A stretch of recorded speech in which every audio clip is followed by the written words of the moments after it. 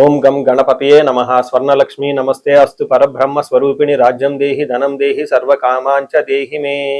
12 రాసుల వారికి లక్ష్మి స్వర్ణలక్ష్మి అమ్మవారి యొక్క కృపా కటాక్షం వలన ప్రతి ఒక్కళ్ళకి ఆత్మజ్ఞానం కలిగి ఉండాలి. తద్వారా ప్రతి నిమిషం ప్రతి సందర్భంలోనూ సంతోషంగా ఉత్సాహంగా ఉండే విధంగా అమ్మవారికి అందరినీ ఆశీర్వదించాలని, అంతేకాకుండా రాజ్యం దేహి మన అందరికీ మంచి పదవి, ఉన్నతమైన స్థితి, ఒక అధికారం, దర్పం అన్ని కలిగించాలని, దానితో పాటు స్వర్ణలక్ష్మి అమ్మవారు ప్రతి ఒక్కరికి ధన ప్రవాహాన్ని కలిగించాలని, ఫైనల్ గా సర్వకామాంచ దేహిమే మనం అనుకున్న ప్రతి కోరిక కూడాను ఇమ్మీడియట్ గా తక్షణమే అమ్మవారు మనకి నెరవేర్చాలని చెప్పేసి అమ్మవారు ప్రార్థన చేస్తూ, గణపతిని కూడా మనం చేసే ప్రతి దానిలోనూ మనకి బుద్ధి సిద్ధి, చక్కటి విజయాన్ని, ఒక మంచి వివేకాన్ని కలిగించాలని, సత్ డిసిషన్స్ మంచి నిర్ణయాలు తీసుకునే విధంగా మనకి గణపతి మనకు కృప ఉండాలని చెప్పేసి ప్రార్థన చేస్తూ, మనం ఈ రోజు టాపిక్ చూసుకుంటే సూర్యుడు వృషభ రాశి నుంచి మిథున రాశిలోకి మారుతూ ఉన్నారు. దీనిని మనకి మిథున సంక్రమణ అంటారు. అంటే ఇది 12 రోజులు ఉంటుంది ఈ సంక్రమణ. మనకి మకర సంక్రమణ, మకర రాశి ఎలానో ప్రతి నెల ఒక్కొక్క సంక్రమణం వస్తుంది. ఇప్పుడు రాబోయే సంక్రమణ మిథున సంక్రమణ అంటారు. ఇది 30 రోజులు ఉంటుంది. 15వ తారీఖు జూన్ నుంచి జూలై 15 వరకు ఉంటుంది. ఈ 15 రోజులు సూర్యుడు మిథున రాశిలో ఉండటం వలన ఏం జరుగుతుంది 12 రాశుల వారికి అని తెలుసుకుందాం. అయితే ముఖ్యంగా సూర్యుడు మారటం వల్ల సూర్యుడు ఎలాంటి విషయాల్లో మనకి ప్రభావాన్ని చూపిస్తాడని తెలుసుకుందాం. సూర్యుడు వచ్చేటప్పటికి ముఖ్యంగా 8 రకాలైన అంశాలపైన ప్రభావాన్ని చూపుతూ ఉంటారు. ఒకటి, అందరూ బాగా గుర్తుపెట్టుకోవాల్సింది ఏంటంటే సూర్యుడు ఆత్మకారక అంటారు. అంటే మనకి సెల్ఫ్ కాన్ఫిడెన్స్, మనకి కావాలన్నా స్ట్రెంగ్త్, సోల్, ఆత్మబలం ఉండాలి కానీ సూర్యుడు చక్కగా ఉండాలి. కాబట్టి సూర్యుడు ఆత్మకారకుడు. అలానే రాజ్యకారకుడు, ఒక పదవి రావాలన్నా, గవర్నమెంట్ అథారిటీ, అడ్మినిస్ట్రేషన్ పవర్, వీటన్నీ రావాలన్నా కానీ సూర్యుడు మనకి స్ట్రాంగ్ గా ఉండాలి. అలానే పితృకారకుడు, father related elders, mentors, boss, వీళ్ళందరినీ కూడా మనకి సూర్యుడే రిప్రజెంటేషన్ చేస్తూ ఉంటారు. యశస్సు, కీర్తి ప్రతిష్టలు, గుర్తింపు, కొంతమందికి గుర్తింపు ఉంటుంది ఏ పని చేసినా, కొంతమందికి ఏ పని చేసినా గుర్తింపు అనేది ఉండదు. ఈ గుర్తింపు లేకపోవడం కూడా కారణం కూడా సూర్యుడు వాళ్ళ జాతకంలో సరిగ్గా లేకపోవడం అని గమనించుకోవాలి. పదవి, అధికారం అంటే మీకు ఒక స్టేటస్, అంటే ఒక లేబుల్, మేనేజర్ నుంచి హైయర్ మేనేజర్, వైస్ ప్రెసిడెంట్, ఇలా ఒక్కొక్క లెవెల్ బై లెవెల్ ఎదుగుతూ ఉంటారు. అలాంటి పదవి, పొజిషన్ మీకు రావడానికి కూడా కారణం సూర్యుడు అని తెలుసుకోవాలి. అంతేకాకుండా అధికారం, పవర్, లీడర్షిప్, కమాండింగ్ పవర్, మీరు ఒక పని చెప్తే ఎదుటి వాళ్ళు చేయగల సామర్థ్యం అంతా కూడాను సూర్యుడు మెట్టే మీ జాతకంలో డిసైడ్ అవుతూ ఉంటుంది. తేజస్సు, ఆరోగ్యం, మంచి గ్లోరీ ఉంటుంది, మీకు ఎనర్జీ ఉండాలి, బ్రిలియన్స్, చాలా చక్కగా మీ ఫేస్ అంతా ఎప్పుడు కలగా ఉత్సాహంగా ఉండాలి. దానికి కూడా కారకుడు సూర్యుడు. ముఖ్యంగా లాస్ట్ లో ఆరోగ్య ప్రదాత, సూర్యుడిని ఆరోగ్యం ఇచ్చే వాళ్ళు అంటారు. ఎవరి జాతకంలో అయితే సూర్యుడు సరిగా ఉండరో వాళ్ళకి అనారోగ్యంతో బాధపడుతూ ఉంటారు. ఎవరికైతే సూర్యుడు చాలా జాగ్రత్తగా ఉచ్చ స్థానంలో ఉంటారో చక్కగా వాళ్ళకి హెల్తీగా ఉంటారు, ఫిజికల్ గా చాలా స్ట్రాంగ్ గా ఉంటారు, ఒక పవర్ వాళ్ళలా ఉంటుంది అని తెలుసుకోవాలి. ఇలా 8 రకాలైన ముఖ్యమైన కారకాలు ప్రతి ఒక్కళ్ళ జీవితంలో సూర్యుడు అనేది ప్రభావాన్ని చూపిస్తూ ఉంటారు. అయితే ఈ సూర్యుడు మిథున రాశిలో ఉండటం వల్ల ఇందాకప్పటి వరకు మనం చెప్పుకున్న విషయాల్లో కొందరికి అనుకూలంగా ఉంటుంది, కొందరికి ప్రతికూలంగా ఉంటుంది. ఏ రాశులు వాళ్ళకి అనుకూలంగా ఉంటుంది, ఏ రాశులు వాళ్ళకి ప్రతికూలంగా ఉంటుందో మనం చూద్దాం. మనం మకర రాశి గమనించుకుంటే మకర రాశి వాళ్ళకి ఒక మంచి బ్యూటిఫుల్ టైంలో అయితే మీరు ఎంటర్ అయ్యారు, బెస్ట్ టైంలో అయితే మీరు ఎంటర్ అయ్యారని మనం చెప్పుకోవచ్చు. ఎందుకంటే సూర్యుడు 6వ స్థానంలో ఎంటర్ అయ్యారు. సూర్యుడు భగవానుడు ఎప్పుడైతే 6వ స్థానంలోకి వెళ్ళారో ఈ రాశి వాళ్ళకి high level energy, confidence, courage, risk taking abilities ఇవన్నీ చక్కగా ఉంటాయి. అంతేకాకుండా శత్రువుల పైన విజయాన్ని కూడా వీళ్ళు సాధిస్తూ ఉంటారు. మకర రాశి వాళ్ళకి 6వ స్థానంలో ఉండటం వల్ల ఒక 1 మంత్ ఖచ్చితంగా ఒక బెస్ట్ టైం అయితే మీరు ఉన్నారు. కావాల్సిన పనులన్నీ ఈ టైంలో అనుకూలంగా ఉంటాయని గమనించవచ్చు. ముందుగా మనకు మహర్షుల సంస్కృతంలో, వేదాలలో, జ్యోతిష శాస్త్రంలో సూర్యుడు 6వ స్థానంలో ఉంటే ఏమవుతుందో మనం ముందు తెలుసుకునే ప్రయత్నం చేద్దాం.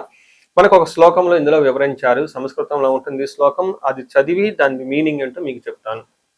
ఇందులో షష్ఠే రవౌ అంటే 6వ స్థానంలో గనక సూర్యుడు ఉంటే సుసౌఖ్యధీన్ యత్న కార్యార్థ సాధనం, దేహ ఆరోగ్యాది సంతోషం, వస్త్ర ధన ధాన్యాది లాభకృత్ అని చెప్తూ ఉంటారు. అంటే దీని మీనింగ్ ఏంటంటే 6వ స్థానంలో సూర్యుడు ఉండటం వల్ల ఫస్ట్ సుసౌఖ్యధీన్ అంటే అనుకున్న పనులన్నీ చక్కగా పూర్త్యం చేయగలుగుతారు. రెండోది యత్న కార్యార్థ సాధనం, మంచి సుఖములు కలిగి ఉండేసి అనుకున్న పనులను చక్కగా చేస్తూ ఉంటారు. దేహ ఆరోగ్యం, శారీరకంగా ఆరోగ్యం చాలా బాగుంటుంది, సంతోషకరంగా ఉంటారు. వస్త్ర లాభం, షాపింగ్కి వెళ్ళేసి కొత్త కొత్త జ్యువెలరీ, బట్టలు అవన్నీ కొనుక్కునే అవకాశం ఉంటుంది. ధాన్యాది లాభకృతు, రైతులకు ఎవరైతే ఉంటారో వాళ్ళకి ధాన్యం చక్కగా వస్తుంది అని మనకు చెప్తూ ఉంటారు. 6వ స్థానంలో రోగ రుణ రిపు అంటారు. అంటే ఆరోగ్యం బాగుంటుంది. రుణాలు అప్పులు ఇప్పటిదాకా మీరు ఎవరికైనా చేస్తుంటే ఈ అప్పుల నుంచి బయటపడే అవకాశం ఎక్కువగా ఉంటుంది. ఆరోగ్యం చాలా బాగుంటుంది. సంతోషకరంగా ఉంటారు. అన్ని విషయాల్లో అనుకూలంగా ఉంటుంది. ఎవరైతే వ్యవసాయదారులు ఉంటారో వాళ్ళకి పంటలు ఉంటాయో దిగుబడి చక్కగా ఉందో ఈ టైంలో అమ్ముకుంటే వాళ్ళకి మంచి లాభాలు వచ్చే అవకాశం ఉంటుంది. హెల్త్ ఎవరికైతే సరిగా ఉండదో దీర్ఘకాలంగా ఇబ్బంది పడుతూ ఉన్నారో ఇప్పుడు గనక చక్కగా ఒక్కసారి డాక్టర్ని కన్సల్ట్ అయ్యి మెడిసిన్ తీసుకుంటే ఆరోగ్యం వ్యాధి అంతా పోయే అవకాశం ఉంటుంది. ఇప్పటిదాకా ఏదైతే ఒక పని మీరు అనుకుని ఉండి ఇబ్బందులు పడుతూ ఉండి ముందుకు వెళ్ళటం ఆగిపోయిందో ఈ టైంలో పనులన్నీ ముందుకెళ్ళిపోయి చకాచకా మీకు అనుకూలంగా ఉండే అవకాశం ఎక్కువగా ఉంటుంది. దీనితో పాటుగా మీకు సుసౌఖ్యధీన్ అంటే సుఖవంతంగా ఉండే అవకాశం కూడా ఉంటుంది. ఇప్పటిదాకా మిమ్మల్ని ఎవరైనా ఇబ్బంది పెట్టినా అనుకున్న పనులు టయానికి కాకపోయినా కానీ ఇబ్బందులు పడుతూ ఉన్నా ఎగుడు దిగుడుగా ఉన్నా కానీ ఆటంకాలతో ఉన్న పనులన్నీ చక్కగా ముందుకెళ్ళిపోయే అవకాశం ఎక్కువగా ఉంటుంది. ఒక రకంగా చూసుకుంటారంటే ఈ మకర రాశి వాళ్ళకి సూర్యుడితో పాటు గురువు కూడా అనుకూలంగా ఉండటంతో అటు అధికారము ఇటు పవరు వీటితో పాటుగా ధర్మచింతన తోడయ్యి చక్కగా ధర్మబద్ధంగా అన్ని పనులు చూసుకొని ముందుకెళ్ళిపోయే అవకాశం ఎక్కువగా ఉందని గమనించుకోవాలి. సో ఈ రాశి వాళ్ళకి ఇంకా చక్కగా మంచి రిజల్ట్ గురించి వ్యక్తిగతంగా జాతకం చూపించుకోవడం చాలా అవసరం. చక్కగా ఉండాలని చెప్పేసి నేను కోరుకుంటున్నాను. మనం పరిహారాలు చూసుకుంటే సూర్యుడికి కొన్ని పరిహారాలు మీరు చేసుకునే పరిహారాలు కొన్ని ఉంటాయి. కొన్ని వచ్చేటప్పటికి బ్రాహ్మణ పండితులతో చేయించుకోవడం చాలా ముఖ్యం. కొన్ని క్షేత్ర దర్శనాలు కూడా చేసుకోవడం చాలా చాలా ఇంపార్టెంట్. ముందు ముఖ్యంగా మీవంతా సెల్ఫ్ రెమెడీస్ అంటారు. మీరంతా స్వయంగా చేసుకునే పరిహారాలు కొన్ని ఉంటాయి. అందులో ముఖ్యంగా చూసుకుంటే సూర్య నమస్కారాలు చేయడం చాలా ఇంపార్టెంట్. సూర్య అష్టకం చదవటము లేదా ఆదిత్య హృదయ స్తోత్రం చదవటం కూడా చాలా ఇంపార్టెంట్. ఎప్పుడైతే ఆదిత్య ఉదయ స్తోత్రము హనుమాన్ కార్యసిద్ధి మంత్ర రెండు కలిపి కనుక చదువుకలిపితే ఇంకా చాలా మంచి రిజల్ట్ ఉంటుంది. సో ఇక్కడ ఆదిత్య హృదయ స్తోత్రంతో పాటు హనుమాన్ చాలీసా కానీ హనుమాన్ కార్యసిద్ధి మంత్రం కానీ చదువుకుంటే ఇంకా చక్కటి మంచి రిజల్ట్ వస్తుంది. సో ఇవన్నీ మీరు చేసుకునే మీ వరకు మీరు చేసుకోవచ్చు. ఇంకా టెంపుల్స్కి వెళ్ళేసి అక్కడ నవగ్రహాల చుట్టూ తిరిగి గోధుమలు కనుక దానం చేయగలిగితే సద్బ్రాహ్మణులకి సత్పురుషులకి చేయగలిగితే ఇంకా మీకు చక్కటి మంచి రిజల్ట్ వస్తుందని గమనించుకోవాలి.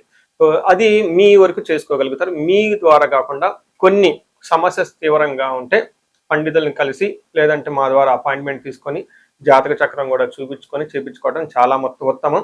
ఇందులో ముఖ్యంగా సూర్యుడికి సంపూర్ణమైన శాంతులు చేయాల్సి ఉంటుంది. గ్రహ శాంతి అంటారు. ఈ గ్రహ శాంతిలో సూర్యుడికి జపాలు దానాలు తర్పణాలు హోమాలు ఇవన్నీ చేస్తూ ఉండాలి. వీటితో పాటుగా ఇంకా మీ యొక్క ఇండివిజువల్ జాతకం చూపించుకోవడం చాలా చాలా ముఖ్యం.